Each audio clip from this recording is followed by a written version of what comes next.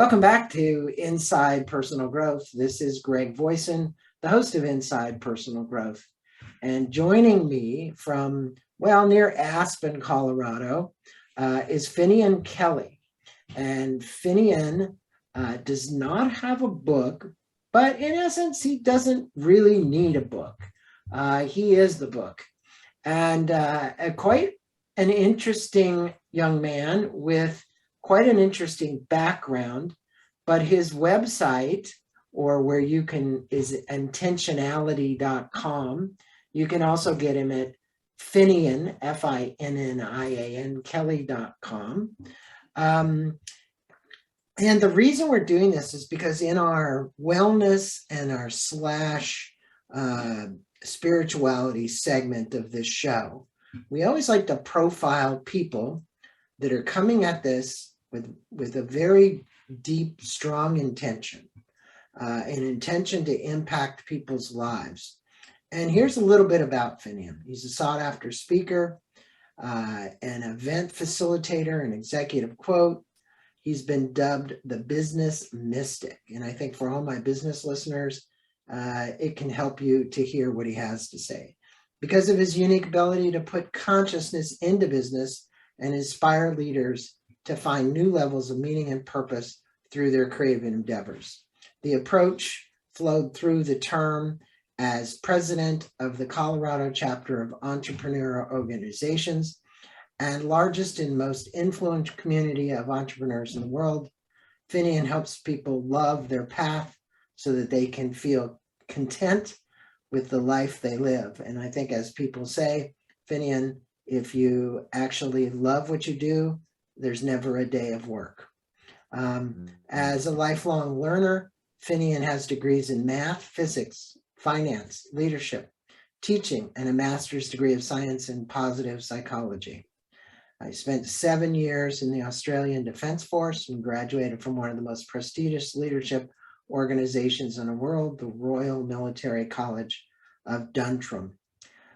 He makes appearances as a financial expert, has a mission to bridge the gap between money and spirituality. He's appeared on Sky Business, on ABC as a political commentator, and on 10's morning shows as financial expert. He's also regularly appeared as a guest writer, online publications of money management, Smart Company, Business Insider, Forbes, and more. He is very much a world traveler. And so, Finnian, I think for our listeners that are business listeners, and which is a lot of them, they're coming from LinkedIn and places like that. Can you tell them a little bit about this consciousness evolution from a personal standpoint that really needs to occur in their life for them to lead a life of more wonderment, lead a life of more intentionality, to lead a life that is more fulfilled, and lead a life where there may be even a little bit more minimalist. It's not about how much I buy or what I acquire. It's really about what I do with what I acquire. How do you help people bridge that? Yeah, so it's funny how we even have to get people to think that they need to bridge these areas. So they think there's a separation between business and personal.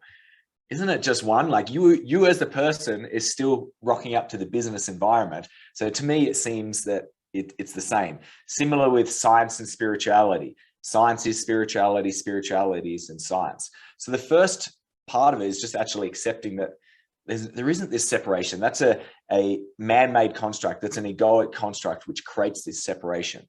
And then if we start realizing, okay, if in the business world, we are showing up as people, who are we leading? People. Who are we serving? People. Ultimately, that's why we're in business. It suddenly becomes very clear that we need to make sure that we're doing it with great intentionality. Are we having the impact on people that we want to be having? Are we improving our society? Are we improving our world? And that's probably the greatest starting point, is just getting really clear on how is it that you want to show up? How is it that you want to feel? And what are the feelings you want to evoke for other people? Because ultimately that is what business is creating a platform to provide feelings for other people. Well, speak with us about intentionality. There's a lot of people out there that maybe have their own definition of it.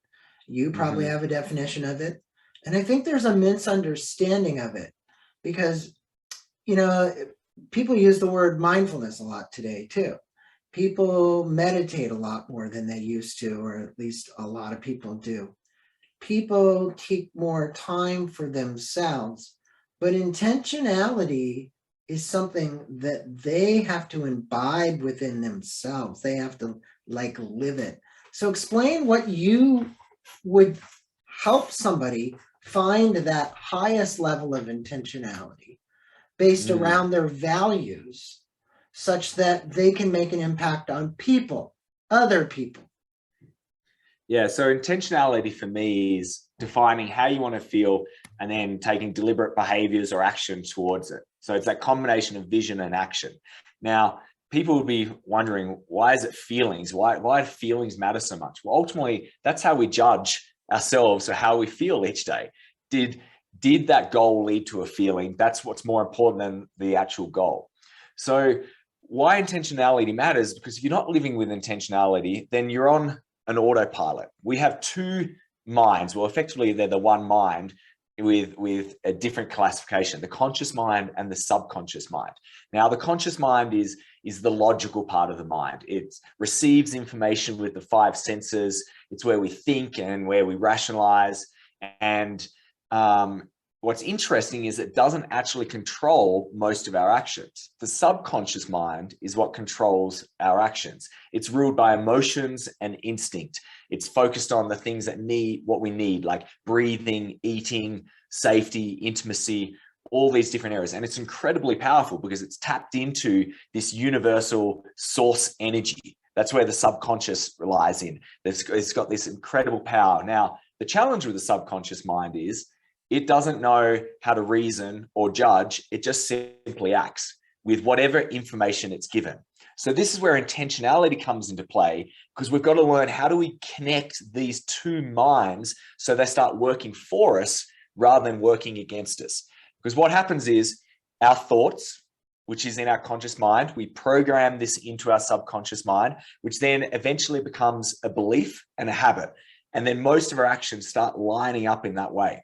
So you might consciously think that you want to you believe in abundance, but because of some act previously, unconsciously, you program the subconscious to believe in lack and in scarcity. It doesn't matter how much your conscious mind wants it. If you're not working with the subconscious, you're going to create lack and scarcity in your life. So what we need to do with intentionality is go, well, how is it that I want to feel? What are the beliefs that I want to be operating? And then become a detective and go, well, is my conscious mind and my subconscious mind working together? Are they in harmony? Are they aligned? And if they're not, then we have to use the conscious mind to actually start reprogramming our subconscious until it starts working in the way we want. And the clue to see if it's working the way you want is this: you're feeling the way your desired feelings and your results. Exactly. Yeah. It's very, very clear. Like people say, like I hear this all the time. People go, oh, and I believe in abundance. And I'm just like, well, that doesn't seem like the case, because you're not living a life with abundance. Your actions aren't lining up. So this is where it becomes very, very clear. And ultimately, once you get those two minds working together, anything's possible. And that's the beauty of intentionality. It's a great explanation, by the way. And I totally agree with you. You know, I work with Dr. Steve Berman, and Steve was a regular MD and now a hypnotist. And he gets into my subconscious from the standpoint of reprogramming health, what we believe about our health. And it's interesting, you know, the subconscious, if a doctor approaches you and he doesn't do it with the right words, you begin to believe what he said. And I think too many doctors out there, you know, tell people, oh, you have cancer, go home, you're going to die. Yes. But then you hear the story from people that have lived 15, 20 years after they got that diagnosis from that doctor. That's a reprogramming of the subconscious. That's a way to actually move beyond what someone told you that was probably not correct. You know, you mentioned in your guidebook that there are 5 universal priorities for being intentional. Let's start with the first one, which is love. I would assume that love for self and love for others How do you help people love themselves more and lessen the ego voice that tells them they're not enough? Talk about your loving kindness meditation, because the biggest thing you just said was, I have my conscious mind. That's where the ego is. You have your subconscious mind, which is where the soul is. And you're trying to get the two of these aligned. And I'm curious, when the ego's speaking and it's so strong and it's saying you're not enough, and you're always trying to be better for somebody, your parents, your wife, your whatever, how do you help people align that? Yeah, it's such a beautiful point, and something which I've been thinking about a lot recently is this idea that perhaps we're not broken. It seems like the society right now, and even on the spiritual journey, it's all about getting healed. But the act of getting healed says that you're not healed to start with, and then I'm broken. So I've been playing this myself a lot recently, is what if I'm ever broken and I'm actually completely fine with how I am? And the way to do that is to start getting out of your mind and into your body and into the heart. And it's actually about connecting the heart and the brain and getting into a heart coherent state. So one way is to get into a heart coherence activation. And you can do that by focusing your attention in your heart, breathing in and out through the heart space, and then just making a really great, sincere attempt to feel positive emotions for someone else or through yourself. And the greatest way to do that is through these power emotions, which is compassion, appreciation, love, and care. And just having that. If you get them feelings flooding through your body, suddenly you'll start feeling in a higher state, and you'll be out of your head, and you'll start realizing that you are really enough. So that's one really great way. Another great way is through the loving kindness meditation. And this is a meditation that they've actually done a lot of scientific studies now, that it produces the highest positive result. And through this process, what you're doing, you're giving loving kindness to yourself. So you might say something like, may I be happy, may I be well, may I be safe, may I be peaceful and at ease. And you do that 3 times to yourself. Then you do 3 times directed to someone else. It could be a loved one, could be a friend, or even better, it could be someone who you're having challenges with. And then finally, you give it to all of humans, and you're sending out those messages. And I believe the reason why it's given the most scientific evidence of why it's so valuable to us, because it's reminding us that we are all one and that we're not separated. And love for someone else is also love for yourself. And it's an incredibly powerful act. And if you just do a few minutes of that each morning, you'll start feeling a lot more uplifted. And it's almost like you've done a good deed for someone else already. Like before anyone even knows, no one knows, and it's just a giving thing. And it's incredibly grounding and incredibly loving. What's the difference, would you say? The Buddhists have a meditation called Tung Lin. And the Tung Lin meditation, I go to meditation retreats on the Orc of Silence with Dr. Joel and Michelle Levy, and we do the Tung Lin. The difference there is that you're bringing in the kind of sorrow of the world to try and heal it and push it back out again. And believe me, what Finnian just said, the world needs more of. We need more of that now. In his 3rd step was self, another, and then the world. That whole idea of getting the world healed is a big one. And if we all spent some time sending that energy, that vibration out into the world, that's very big. Now we get back to you regarding the other 4 universal principles, and I will get back to that. I'm not going to skip them. But comment, if you would, about your 7-step manifestation meditation and how this practice is grounded in meditation, movement, and action. I go back to the days of George Leonard. And George was the founder of Estalon with Michael Murphy. And, they had a process which was Tai Chi, yoga, meditation, right? So you had the movement, then you had the meditation, and then you had the yoga. And they blended it together. And I forget the name of it right now, but it still is internationally practiced. It was a little longer practice, but boy, did you feel, I can't even explain the feeling after that. So explain your 7-step meditation practice. Yeah, so I definitely agree with the power of movement before anything. Like I love moving before I do any meditation, because what it does is it forces you to get into your body. And that's ultimately what you need to do in the meditation, is get into a place where you're dropping out of the head and into this intelligent source. So the 7-step manifestation process I've created is a way to really connect the subconscious and the conscious mind, getting them working together as like what I spoken before, because that's where creation happens. And something what we need to realize about the subconscious mind is it's very suggestible, very malleable. In this life, we came in and we were clean slates. And then we didn't have religion. We didn't have religious connections. We didn't have beliefs. It's all determined on what we were exposed to. And this is why I always laugh when people get so caught up in their beliefs. I went, do you know if you were just born just down the road in a different house, you wouldn't have those beliefs? The same person, but you were just exposed to different things, you wouldn't be so attached. So why are we attached to these beliefs? So, and something I just want to preface there is, I don't mind what you believe in, as long as it's serving you, as long as it's giving you the outcomes, the results, which are actually going to make you feel really great in life. So this process is a way to consciously manifest rather than unconsciously manifest. Because we are, I can tell you, when people say I'm not a manifester, you are. Every single human being is a manifester. We're creating all the time. It's just a lot of the time it's unconscious. And that's why it's not working the way we want.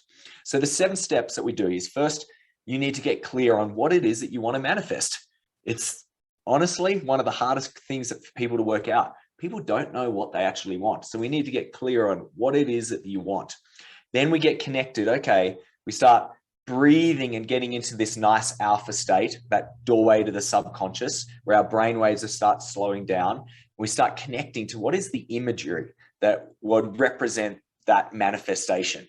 And then what are the feelings that I would be feeling when I have that manifestation?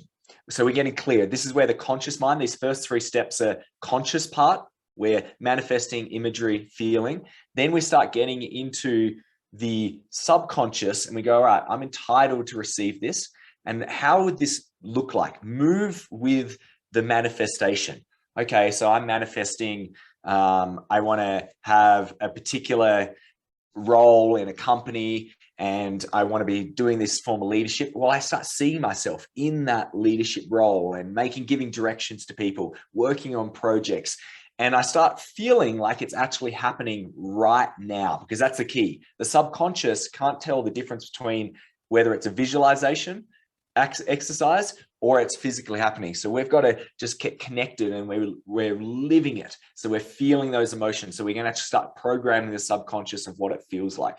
We then, to really bring it into a state of creation, is we elevate it with one of these high emotions, with gratitude, with love, with appreciation. It's like, I am so appreciative that I have got this new role, and we're getting connected to it and we're feeling it.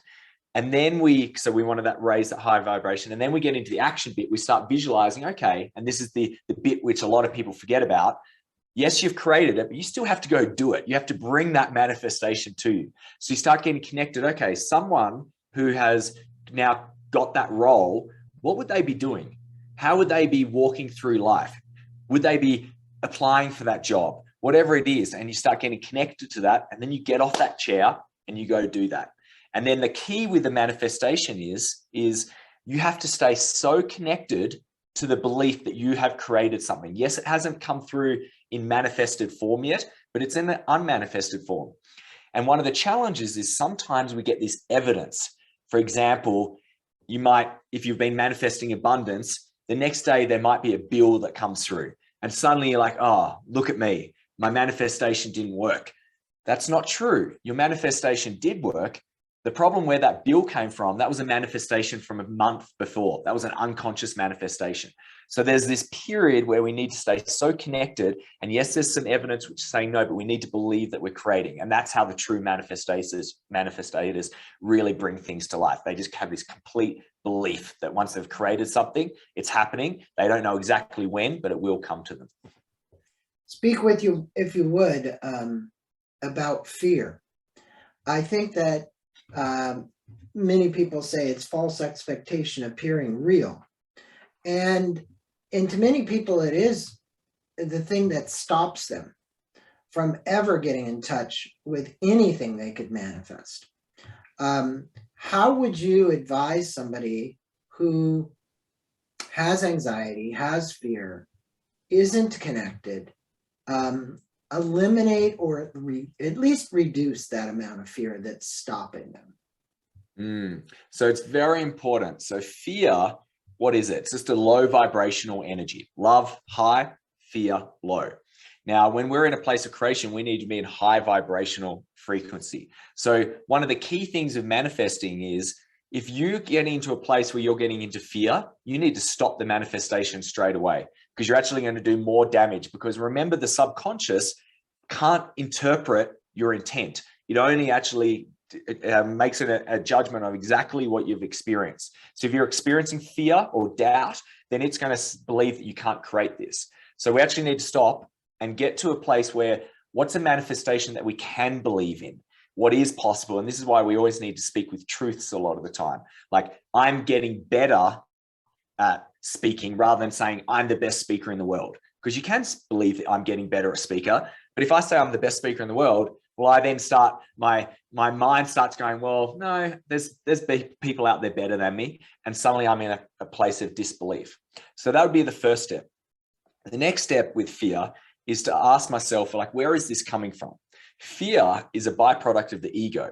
The ego doesn't like change. Now, the ego isn't your enemy. The ego is your friend. It actually keeps us alive, but it doesn't care whether you're alive and in complete misery or in alive with thriving. It just wants to care that you're alive. So whenever we do something to make change, it has a belief that, well, potentially you might die in this change. So it wants to do everything it can to stop you doing it. So this is where the conscious mind, we need to work with, and with the subconscious to go, no, consciously I know that I'm going to be safe by making this change. What is the truths? Well, there's nothing to be fearful of in this present moment. It's an anticipation of an event occurring in the future. Do I have evidence that that's directly going to occur? And then often, what's the worst case scenario if that's occur? Often when we actually write these things down, suddenly the event doesn't have as much pull or as much power over us. So getting clear on that and then going back through the process, that's how we start eliminating fear, because we take a little bit of action and then we realize, oh, my life I didn't die, nothing really changed, and everything feels a little bit better. It's like that uncomfortable conversation. So many people don't have great relationships because they're not willing to have the uncomfortable conversation, expressing how they feel or asking for what they need. And when they actually do it, they realize sometimes some good things happen, and then it starts opening up, and then suddenly life becomes a lot easier. So it's just take that minimal action step. Yeah, there's obviously, you know this, but the body itself, the mammalian brain, you're looking at homeostasis. And homeostasis is that state that doesn't want to actually move out. It, like you said, it's that protection mode. It's like, okay, well, if I'm going to stress the body, let's make sure we get back to homeostasis as quickly as possible, right? And and you have to learn how to kind of break that pattern. In your grow priority, you speak about breath work and the practice of breath work, bringing more awareness and intent. And I think I expressed this on the pre-interview. My son now is a certified breath worker. How do you help people do breath work and find more peace, empathy, and compassion for themselves and others as a result of the breath work? Because if you really do this right, you can go exceptionally deep, extremely deep, and you can get in touch with areas of your life where you're seeing there was pain, and use that to move through it. Yeah, so I love breath because when you think about it, it is the most important thing in our life. We can go for a period of time without eating, without drinking, but breath, we can't go very long without breathing. So it is literally life force to us. And what's interesting about breath, it's one of the few faculties in our body which happens both unconsciously and consciously. So breath just happens, like we just breathe, but we can use breath to drive certain states in our physical well-being. And what's really interesting is when anything happens to us, any form of stimulation, any event, two things occur to us at all times. We get a sensation in our body, and respiration changes. Our respiration changes. So we can start using breath to actually drive an emotional state. So if we know that when we're feeling lots of love, we have nice, deep, slow breathing, then if we want to get into a place of love, we can actually drive the breath to get us into a place of love. And that's a really powerful place, because it means that we don't have to be a victim of our current state of being. We can always get ourselves out of it. And we could do, and I use this as a representation, I guide people through a visualization of a time where they feel a lot of love and they start feeling this openness and they feel their breath expanding. They feel all these positive sensations. And then I start getting them to visualize, remember a time when you were really in fear or you're going through this hardship and suddenly their breath closed off, all these different things. Now, that was just through the act of visualizing. The event had already occurred, but they had that exact same experience. So then I went, well, if you ever find yourself in a place where you've got short breath and you're closed off, you don't have to stay in that state. You could just start mimicking the breath to get you into that more loving state again. And that's why I really love breath work. And there's so many different styles of it. There's a great app, which is called Othership, which I'm actually about to be a breath guide on. And it takes you through all the different styles of breath. And you can regulate yourself within 30 seconds of breath, even just one conscious breath, a true conscious breath, because most of us are shallow breathing. Conscious breath is breathing in from the lower abdomen, up into the upper abdomen, letting it flow up, a little pause, and then breathing back out again. If everyone just had one breath a bit more often, a conscious breath, wars wouldn't be starting. There wouldn't be fights in relationships. It would be incredible what we could do. And that's just something which is free. You all have access to it. You all know how to breathe. Just a little bit of intentionality and everything can change in your life. Another author said to me the other day, if Putin had just had more people give him affection, he might not be the person he is today, but because of the lack of affection and lack of love in his life, he is the tyrant that he is today. And, you know, I remember watching a video, I don't know if it came from your website or it came from wherever, but a woman, and she is from Colorado, who is like the Tantra coach. And she has all these people online lying down. I saw it, maybe you've seen this, and they're virtually having orgasms together. And I thought, wow, it's pretty fascinating what you can do with the breath work. And that was all through breath for them to get in touch. And in the Joy Universal Priority, you speak about reading positive literature. And this show is inside personal growth. It's about all the positive. What are some of the things that you recommend reading, as well as the movements of dance and yoga? Because you spoke about that as well. Yeah, the joy priority is something that a lot of people forget about. It's one of the great things about being this human body is we have these senses. And we can have sex and we can eat and we can like go on adventures, and we need to celebrate that. A lot of the time on the healing journey or the spiritual journey, it can get a little bit too serious. And we need to remember that, look, we're here to have joyful beings. Like if souls look down on us and they come into a human experience so they can have a bit of play. So great literature I really recommend there's an author called Young Pablo, and he's a great poet on Instagram, and he has a couple of books called Inward and Connection. He's just about to release another one, and you can open that book anywhere and there's just pearls. It's just absolute beautiful wisdom. It's a great one to share with your partner as well. Like sometimes he can communicate what my intent is a lot better than I can. So a little message is really powerful. I also love the Tao Te Ching.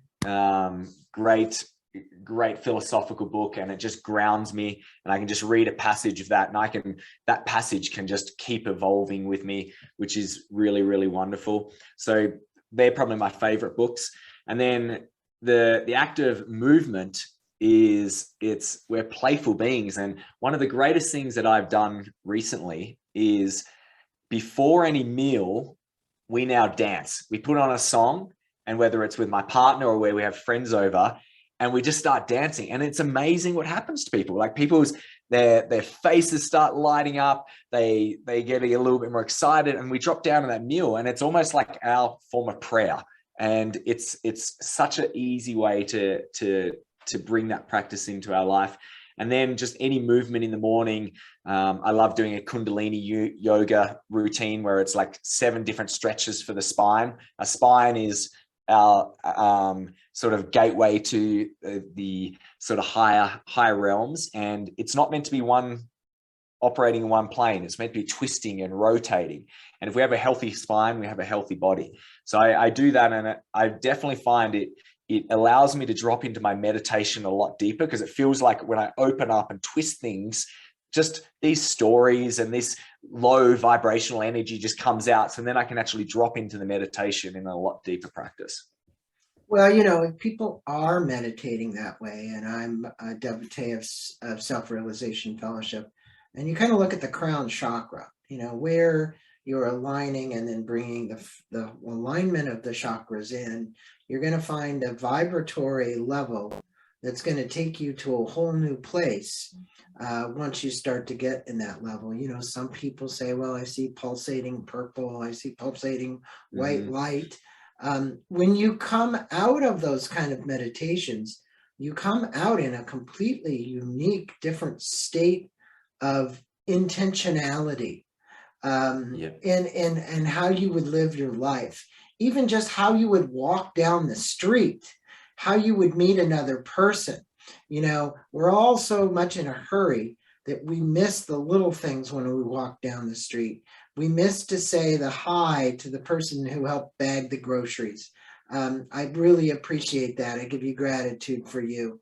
And you don't have to be afraid to say that stuff. You should be saying that. And you speak about incorporating the 5 priorities into one's day. Could you provide the listeners with an optimal, intentional, and I used to say on purpose day might look like? And I always said, if a camera was following you and I took footage of 12 hours of your day and I just followed Finnian, would you really like what you saw? Or then what would you change if the camera followed you? Well, the good thing is I have had that done. I did a documentary with National Geographic, and I had cameras following me 20 hours a day. And it was a great experience because it really highlights about you think you're doing this, but actually this is how you're being perceived. Yeah. So I'm very glad, and I could honestly answer. And yes. Where is that documentary for my listeners? We can see it. So if you search Undercover Angel, Finnian Kelly with National Geographic, you'll be able to find somewhere. It's like streamed on all the different things. It was done a few years ago, but it's a really fun documentary. I'm going to put a link for my listeners. Undercover Angel. Awesome. So great. Incorporating things into our day, I like to think of things as stacks. So how do we stack the different priorities so we get a balanced approach? And I have these morning stacks, afternoon stacks, and the evening stacks. And ultimately, the most important are the morning and the evening. And I really think a morning routine starts in the evening. So really, it's one routine. It just has sleep in between. So for example, a morning stack, this is something I do every morning. I wake up, I smile for 17 seconds. It brings that joy through me. I have a cold shower. I do some movement with meditating. I do journaling to really get that creative side. And then I do a heart coherence meditation. And I've just stacked in 5 different things in a really, really easy way. Nighttime, it might be gratitude to do service. So like thinking about how I'm serving other people, rating my day and reflecting to see how I've grown, working out my top priorities for the next day. So I'm working out what I'm creating, reading some positive literature so I have some joy, and maybe some breath to just really get into a nice, loving state. And these things don't have to take that long. You can actually do a stack within 5 minutes and you can hit all of those different 5 priorities. But the key is getting connected to them. The reason why I created these 5 priorities of an intentional being is because a lot of people are in this trap and this feeling of lack, that they don't know their purpose and their passion. We've become a little bit too addicted to purpose and passion in the modern day world. And it's often built around the external, about what are you doing for others and what are you creating? And for a lot of people, they're just like, well, I'm not good enough because I don't have that. And I went, well, what if we actually just connected back to why we're here as a human being? And maybe if you did some love each day, showed love for yourself and loved others, maybe you did something to grow, you then served someone else, you had some joy and you created something. Even if you didn't know your purpose and passion, I guarantee by the end of the day, you would have felt like you had a purposeful day and you would have felt like there was passion for life.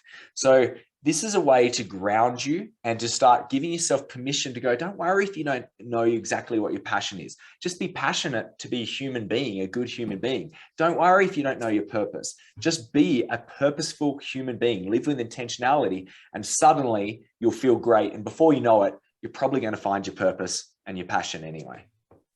Well, every one of those stacks had different actions. And I think the most important thing is, if you're energized through this whole process, and it continues, as I say, is to manage energy. We only have so much energy in a day. How you manage it and how you use it's important. If you took Finnian stacks and applied them, I could almost guarantee you're going to have more positive energy, 100%. And then what are you going to do? What are you going to create with that positive energy? It's not about consuming, it's about creating.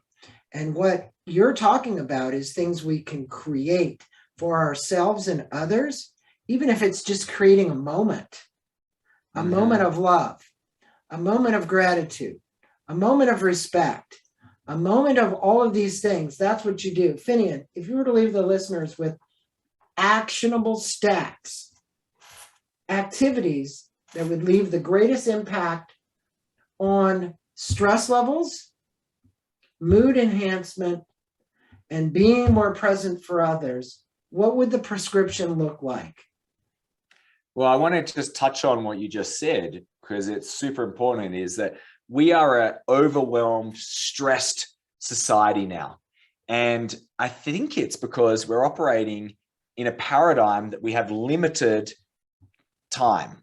And we're so focused on time that we know that there's constraint. Like time, yes, we have 24 hours in a day. But if we change our story to get connected and go, well, energy is more important. And energy, we actually don't have limitations of energy.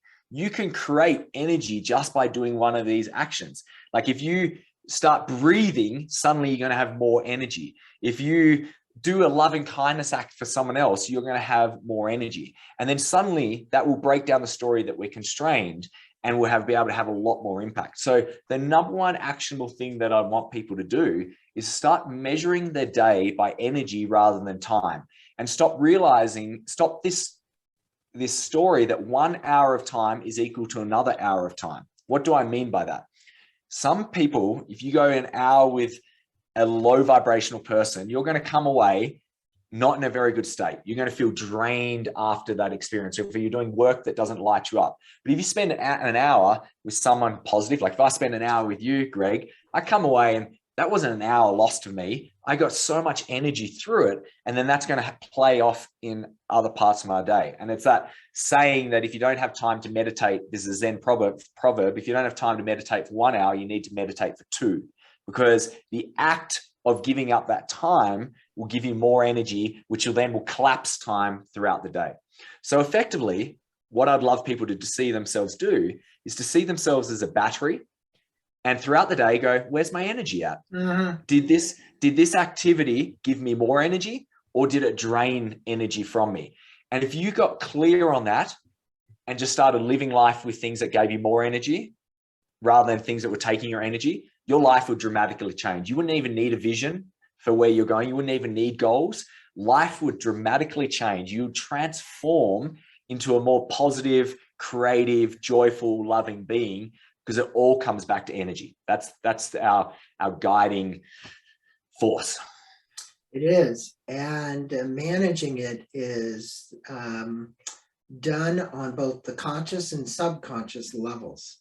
And I Mhm. think what we don't realize is how much the conscious mind sometimes takes over and doesn't allow us to get into soulful presence, right? And I think Dalai Lama said it. I'm going to kind of end our podcast on a quote that hangs on my wall over here. And he said, in the end, what you're going to be remembered for is who you loved, who loved you, and how much you let go. Now, if you think about that, because one of yours is love, you know, the opposite of fear was love. If love was the intention and it's who you loved, who loved you, and how much you let go, exactly what you said, you would be a goal magnet, right? It would just Mhm. literally, you would attract all of this great energy to you, and just exuberance and wonderment would flow out of you. So I appreciate you, Finian, for the approach that you're bringing to all generations. Just because Finian is young doesn't mean that he's not wise. He's extremely wise, and I'd recommend that all of you go to the website and download his guidebook on intentionality. We'll put a link to that. And then get back in touch with him for around coaching, events he's going to do. You'll see it there at the website. And the website is very easy. It's just Finnian, Finnian, Kelly.com. There you're going to see all the resources about him, testimonials, events, work with me. Press that button, work with me, and get in touch with Finnian, and get your life balanced and aligned between subconscious and conscious, and you're going to find miracles are going to happen. Finnian, namaste to you. Thank you for being on Inside Personal Growth, being a guest and spending a little bit of your time and your wisdom informing my listeners about little things they can change in their life. And you mentioned so many, but little things they can change in their life that'll make a big difference. And I love the part you said about beliefs. I used to have a saying, you don't have to believe everything you think. Now think about that, because the reality is when you think something doesn't mean it has to become a belief. Okay. Oh, it's so true. Like we don't believe everything that happens in our dreams. We go, God, that dream was crazy. Right. We need to be doing that throughout the day a lot more as well. Going, that's just a crazy thought, not mine, and life would become a lot easier. It really would. Thanks so much for being on, Finian. Thanks so much, Greg.